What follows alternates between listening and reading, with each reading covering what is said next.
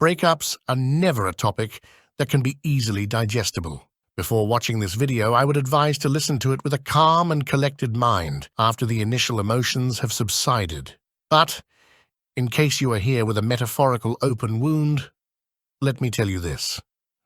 The fact that you have decided to do something about it, even if it's watching videos on the matter, shows that you are not willing to simply lay low and back down. You are not going to sit and mope about it for the rest of your life. You will undoubtedly pick yourself back up and get back on that horse, no matter how long it might take you. Luckily for us, time is the best medicine, and even if the person that we grew fond of does not feel the same way they did in the beginning, does not mean that someone in the near or far future won't as well. If one person does not find a reason or a motive to stay as a partner, then they are most likely not meant for you. There are many instances like so, and your case is not out of the ordinary. Quite the contrary. You are experiencing something that happened to pretty much everyone, and the biggest and healthiest thing you could do is to simply move on. With that said, I would like to provide some of those ways and hopefully get your mind off of your sorrow. The first thing I would advise is to look at the positives of being single once more.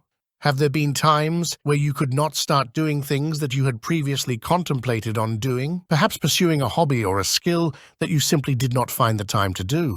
Perhaps that significant other you so cherish somewhat pulled you down and forbid you from becoming who you wanted to be. Perhaps they took most of your free time, thus eliminating all possibilities of self-discovery and development. Try and look into the things that you lacked in this relationship and learn from it. I could never be able to do enough justice on this topic, and many different people have their own special cases, which do not let me generalize the main issues and solutions. But generally speaking, there will always be things you could consider once the rose-tinted glasses finally go off. Love is an addiction that has to be rehabilitated, just like any other emotion. You are on your first steps, and they will quite frankly be the hardest ones to pass.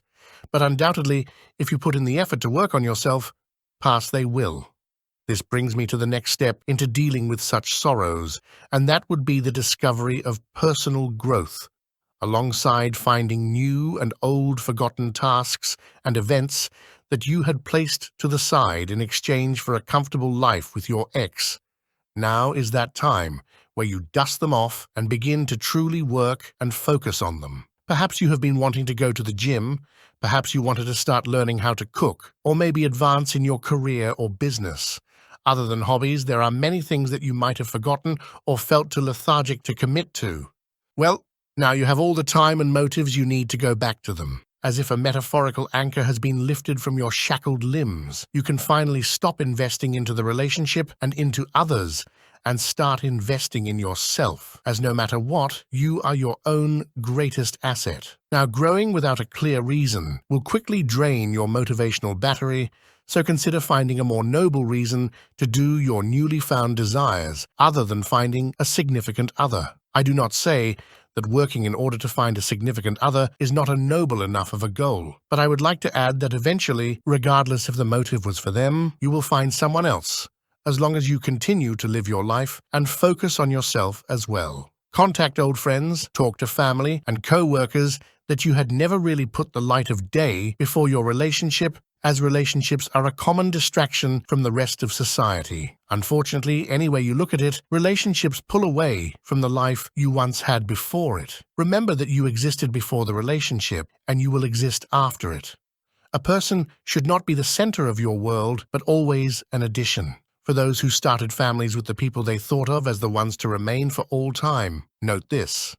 Even if the relationship ended and the divorce was signed, you still have a legacy you should maintain. Your family is not only the person you considered as your significant other, but it is also your offspring. Invest into their happiness and health just as much as you invest in your new self. Finally, this is the time where you have to, as they say, kill your old self. This is a time of change and of new horizons. A new year dawns, and with that, a new you. Things had happened, a lot of good and bad, but remember to not give up and continue, as everything will come back around eventually. Let the person you once loved go and work on forgetting them. Remove old memories that ache your heart and look at the future which you will sculpt out by yourself. Find the person who will love you for who you are and will adore you for what you have accomplished. Hopefully, similar stories such as the one you are experiencing will flourish and give you the needed realization that you are indeed not alone with this. Keep living your life and focus on what you could do rather than what you could have done. And in case some of you have a really tough time, now it's the time you let a professional help. Thank you for watching. If there are any other topics I should cover, or if there is anything I've missed, let me know in the description. Until next time.